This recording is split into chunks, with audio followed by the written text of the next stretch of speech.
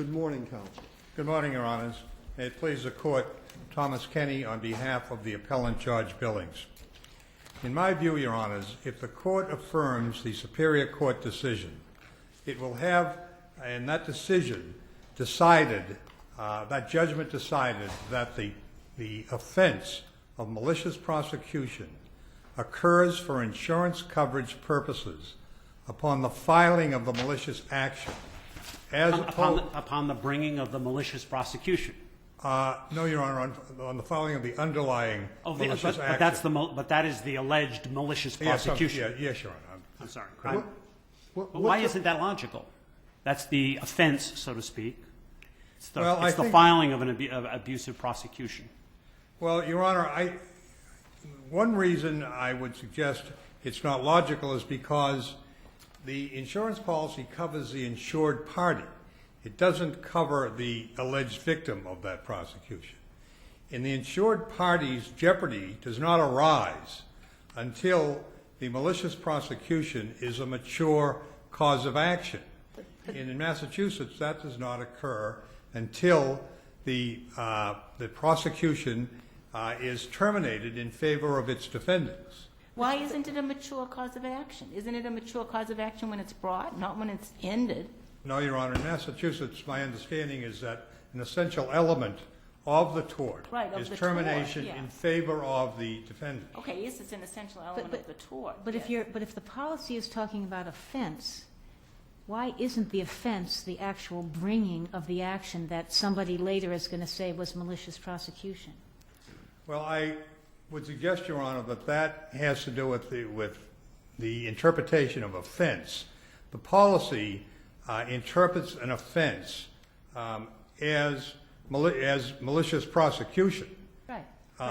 But the malicious prosecution does not occur until it matures into a cause of action. Well, it's not discovered. Why isn't this sort of like the discovery rule in Massachusetts? We don't discover, we don't know that somebody has committed the tort of bringing the wrongful action itself until such time as a court says it was wrongful. But it was when it was filed. Well, the filing certainly is one of the essential elements, Your Honor. But it is not the tort does not mature into an actual cause of action. In other words, the suit cannot be brought until that is terminated. But if you're looking at the word offense, and then you're also just thinking about what makes it an offense. What makes it an offense is the things that it's causing the person who's ultimately going to bring the malicious prosecution action to experience, right? That you've got this. I would think, Your Honor, that is confusing offense with the harm that is brought. Well, that's what you're seeking the insurance for, right? To pay for that harm, aren't you? You're seeking insurance to protect your assets, Your Honor, from the malicious prosecution action that will be brought against you. Right. I would like to point out that the American Insurance Association amicus brief clearly states on page 4 that it is the offense that triggers the insurance coverage, not the harm that comes from the offense. And that offense does not come into being until there is a termination of the policy. You say that Judge Quinlan was in error in relying on the Royal Indemnity case, and I think that your primary reason is because you say that in this way the insurance company could be lulled into giving insurance, extending coverage so that the plaintiffs here, for instance, the people who were responsible for the malicious prosecution, until the plaintiffs would perceive the impending problem from a suit in which they were already involved. But why isn't that problem easily solved by a question in the application for insurance? Are you under, or do you believe that you're going to be a defendant in a malicious prosecution suit? And then if the person, the insured, doesn't answer that honestly, then the insurance company will not have to defend. I completely agree with you, Your Honor. And that's the position of Billings. And it's the position of the dissent in the Royal Indemnity case that they can ask whatever questions they want. And one of the questions they can ask the insurance applicant is, are you involved in any pending litigation? If they don't ask that question, it apparently is not material to their underwriting decision. If they do ask it, and if the answer is yes, then the insurance company can do whatever investigation it feels is appropriate regarding that lawsuit and make an underwriting decision as to whether or not to issue that policy. If the answer is no, and if the answer is misleading, then the insurance company is protected by Chapter 175, Section 186. So I would agree with Your Honor that the concept that you should not have the offense or the cause of action take place upon termination because an insurance company may be lulled into providing insurance doesn't really make an awful lot of sense. It protects the insurance company from its own laxity in failing to ask the question about pending litigation, but it doesn't make sense from a logical point of view because it does nothing but protect the insurance company. Mr. Kenny, I'm sorry. Under your reasoning, I assume that defamation does not mature until there is a damage to reputation, correct? Isn't that an element of the tort of slander or libel? It is an element, well, I don't know that, it is an element of the tort of slander, yes, Your Honor. Okay, so under your reasoning then, the time with regard to a defamation would only be when the reputation is damaged, not when the defamation is spoken. By your reasoning. I would agree with that, Your Honor, but I would think that it would be simultaneous. I mean, it's a situation where once the slanderous comment is made, there's an inference that could be drawn that the reputation has been damaged. You're assuming it's published and immediately disseminated and known to others. If it takes time, you're saying that it focuses on so in your view, it's not when you speak of the defamatory words, it's when the damage to reputation occurs that the action then is, that's the time with regard to the insurance coverage. I think my view would be when you speak the words, Your Honor, because I think the inference that would be drawn is that once those words are spoken, you don't know when they're going to be disseminated, and there's probably no way to literally pin down the moment that the reputation is damaged. So I think that tort would come to fruition and would mature upon the speaking of the defamatory word in the publication thereof. Because for malicious prosecution, you suffer the damage as soon as you have to retain an attorney to defend it.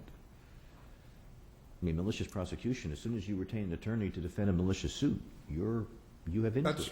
That would be true, Your Honor, from the victim's point of view. But as is pointed out in the case of Baylor Air Conditioning, which is cited in Billings' brief, Your Honor, the insurance, or rather the harm to the insured takes place when jeopardy attaches to the insured. And jeopardy attaches to the insured in malicious prosecution only once it is terminated in favor of its defendants.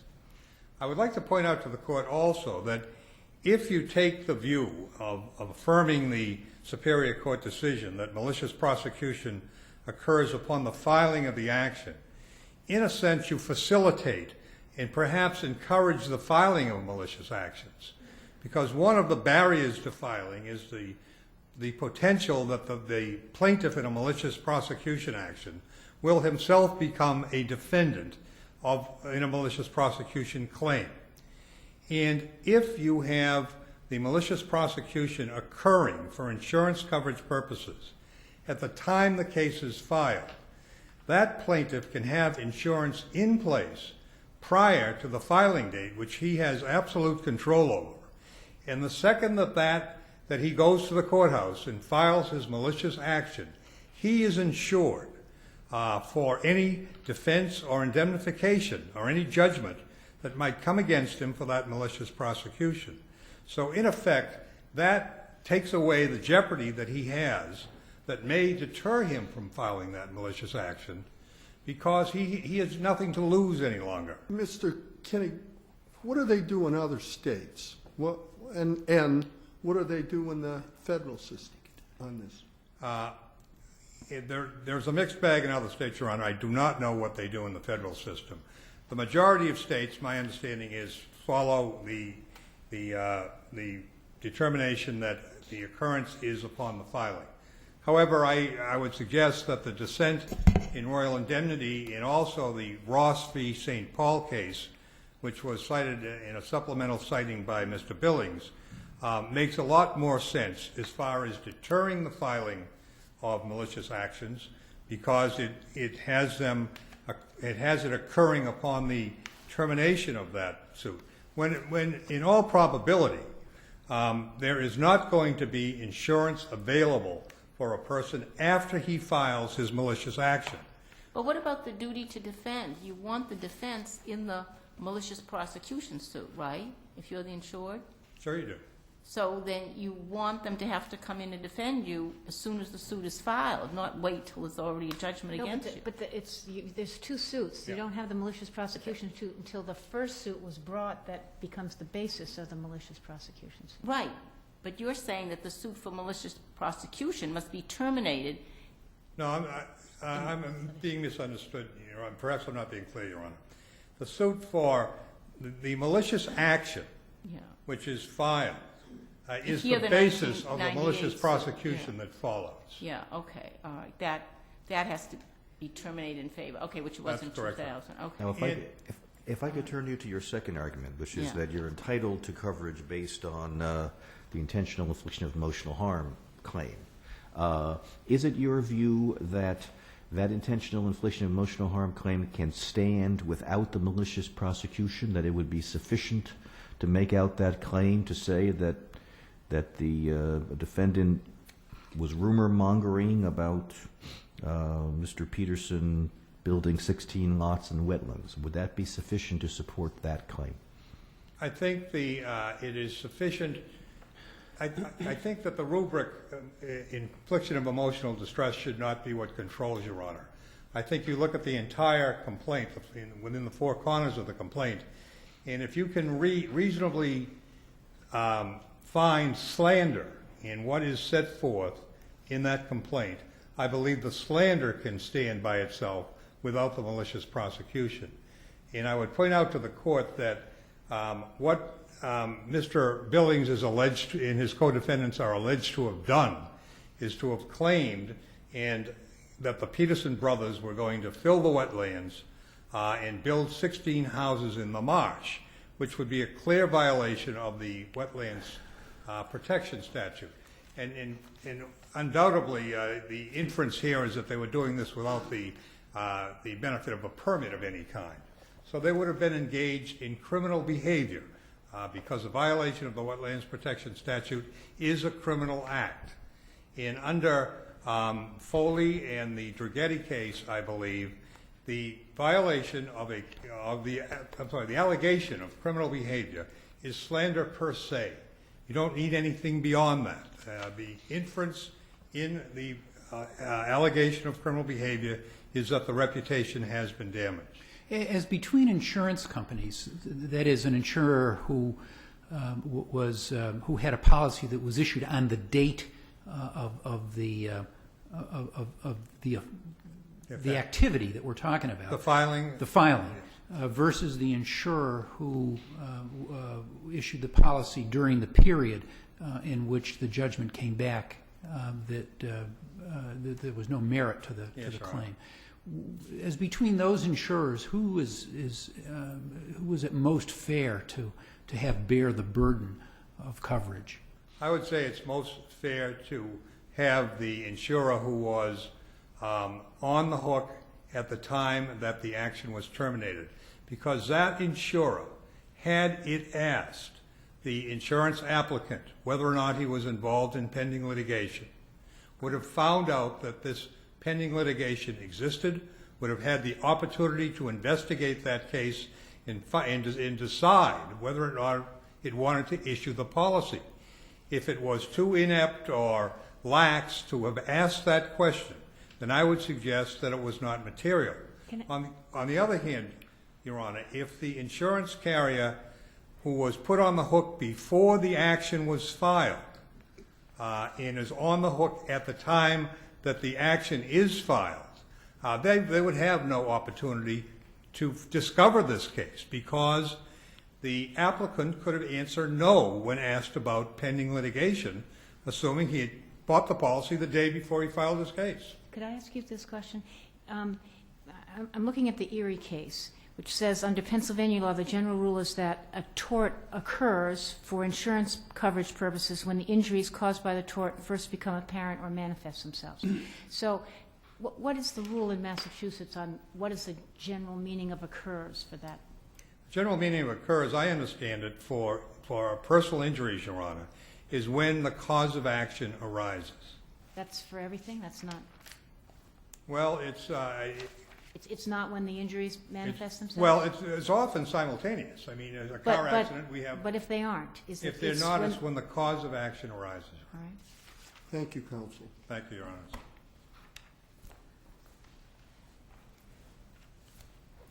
Good morning. May it please the court, my name is John Hurley, and I represent the defendant appellee in this case, Commerce Insurance Company. I just wanted to respond to one question that Justice Ireland had raised as to what other jurisdictions do. I cited a case, the selective insurance case, that was decided in 2010. It's a federal court decision in Illinois. I didn't cite it in my brief because it had not been decided at that time. I did it by letter.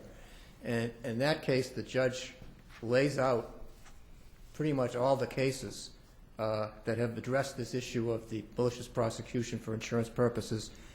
He ruled there were two cases, or found there were only two cases, both in the 1970s, one from Florida that my brother mentioned in his letter, and another one also in Illinois that was overruled on other grounds. All the other cases have found that for insurance purposes, the occurrence is when the maliciously prosecuted suit is filed.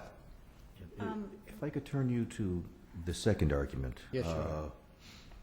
Why is it not the case that this intentional infliction of emotional distress claim is in effect a claim of slander, and that we can't tell from the complaint when the slander occurred, and it arguably may have occurred after March 15th, 2000? Well, a number of reasons. First of all, for the reasons set forth by the judge below, that there was no reference to reputation to harm. These complaints, although the label is not necessarily the determinative, were complaints alleging intentional infliction of emotional distress and negligent infliction of emotional stress. The intentional count just follows right along with the language in the Aegis case, outrageous conduct beyond what you can endure in the complaint. Also, the allegations in the complaint about spreading the rumors are always tied with the filing of the lawsuit. And in fact, in count 4 of the complaint, that's an allegation by, I think it's Scott Peterson, one of the Petersons, that he had some kind of medical problem from emotional distress, followed closely on the heels of filing of the lawsuit and the spreading of the rumors. So they're always tying them together. Additionally, if you look at the facts in this case, it's pretty clear from some of the testimony of Mr. Billings and everybody that he thought this case was over in 1999, and that, in fact, he had signed the document that's in the... Okay, but in a duty to defend, we don't look to the testimony in the underlying case. We look to the complaint. And the issue is, at the time of the complaint, should the insurance company be defending? You don't necessarily wait to see how it may play out in discovery to determine what you're going to defend. No. Why should we look to that evidence? That wasn't discovery in the... That was the discovery in this declaratory judgment case, not in any of the prior cases. In other words, I asked Mr. Billings, I took his deposition in this case. Right. What was going on? And he said, well, we signed a releases. Everybody signed them, but he didn't realize or wasn't told that the Petersons didn't. And as far as he was concerned, everything was over in 1999. Okay, so you're saying that in ascertaining whether an insurance company has a duty to defend, the insurance company can say, we're going to wait until we take the deposition of the insured to see what the situation is? Don't you have to rely upon the allegations in the complaint? Yes, Your Honor. I'm not saying we have to wait until that, but in fact, that is what came out. But if you look at the allegations of the complaint, everything is tied to the filing of this lawsuit. The lawsuit, the underlying lawsuit filed by Mr. Billings, really all it was, and it's in the complaint, he was appealing a land use case. He was alleging, he and his neighbors, that their other neighbor was going to do something in violation of the zoning laws. The other neighbor said, I'm grandfathered. I don't have to comply with the zoning laws that you say I do. He filed a lawsuit.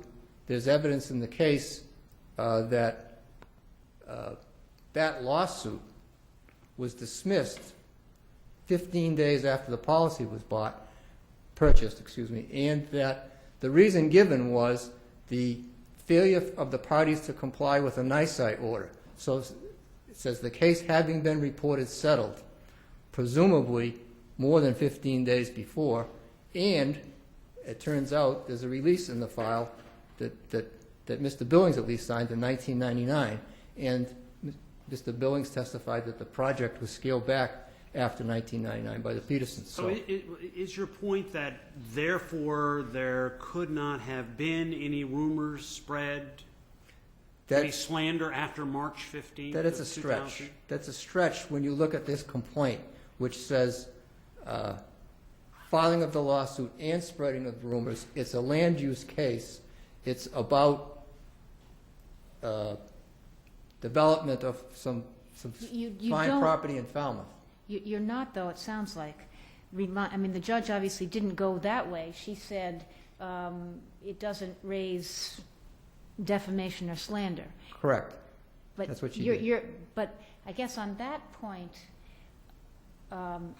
two questions. One is, your own person seemed to indicate that, yes, it would. And I'm not saying because somebody who represents the insured is binding on the insured, but it does suggest that that there may be a reasonable understanding of those allegations that they would implicate defamation or slander, because why else would you, I mean, you're humiliated because your reputation has been hurt because somebody's saying that you're going to tear down the marshlands and build 16 houses. So it seems to me your own people support the view that that is a reasonable interpretation of this complaint. Well, the adjuster who was testifying, her basis for denying the defense was the date of the occurrence. That's right.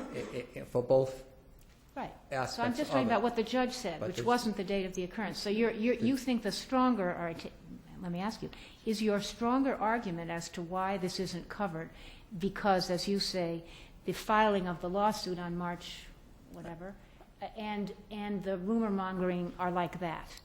Correct, but I argued both below.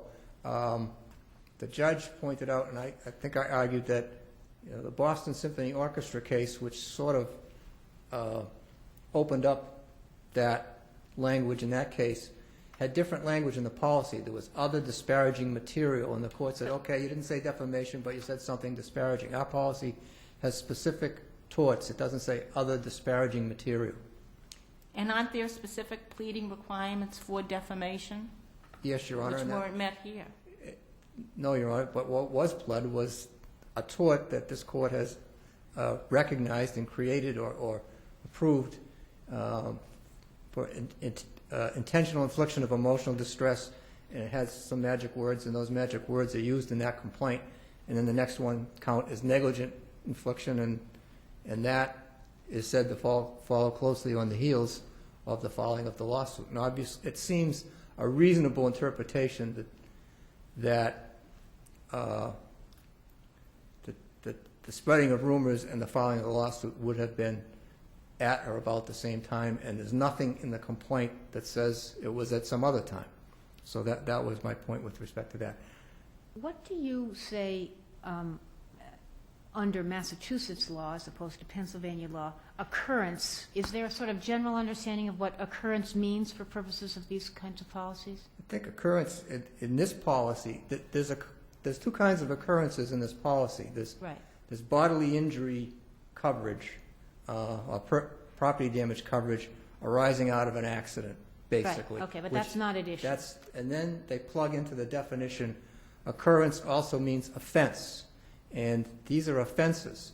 In Right. fact, most of these are intentional torts, and this personal injury coverage is another kind of coverage that you get for certain enumerated intentional torts, and only those torts. And I would suggest that the word says offense, and offense is when you did the offending harm, and the selective insurance court, and also the Newfane case, which I've cited, which Your Honor had brought up, says offense is when you do what you did, in this case, file the lawsuit. And that, just as when you falsely imprison someone, that's when the offense is. The harm may come at that time, may come somewhat later. Just in a personal injury case, your harm may continue, your damages may continue. So that would be our position with respect to that, Your Honor. My brother pointed out the Baylor case in his brief. I just want to point out that that is not a malicious prosecution case at all. It has nothing to do with malicious prosecution. It has something to do with payments to pension funds and some failure with regard to that, and when the cause of action after that arises. And also a question was posed, I believe, as to why doesn't the insurance company just ask a question? Right, I mean, isn't that a good policy point? I mean, from a protection point of view, the insurance company's in the driver's seat when someone applies for insurance. They can ask all kinds of questions about, do you have lawsuits pending? What was your role in those lawsuits? And can make a judgment about whether there might be some liability coming back to your insured. First of all, the other cases in the other courts, only the dissent in Werner has raised that as a reason to say that the occurrence occurs at some other time. Secondly, this is an objective standard. That's a pretty good reason, though, isn't it? I mean, the insurance company is in the best position to protect itself. But by saying that the occurrence occurs when the suit is filed, there's an objective standard there. In this case, it is entirely possible, based, again, after the fact on Mr. Billings' deposition, that he would have said there aren't any pending lawsuits, because he testified he didn't think there were. He thought it was dismissed. And then we would have had a whole question of whether he made a misrepresentation or not, and we would have had to get into that. By having an objective standard that says everybody knows this is when it is, then when the filing of the lawsuit. So you don't have a problem if Mr. Billings comes in today and buys insurance from you, knowing that next week he's going to file a lawsuit, and who knows what might come from that? I was thinking of that question, Your Honor, and in researching this, although it wasn't part of this case, I came across the known loss doctrine. Mm-hmm. So I suppose at some point, if someone knew he was going to file this lawsuit and knew he was going to do it to, I don't know, perhaps interfere some closing or some financial benefit, and bought a policy the day before, then the insurance company may look at that particular circumstance. On the other hand, if you have one in effect, and it's been covered for a long period of time, then the insurance company has you, and if you happen to file one of those lawsuits while you're covered, then you may have, if you have personal injury coverage, then you may have the opportunity to be defended by the insurer.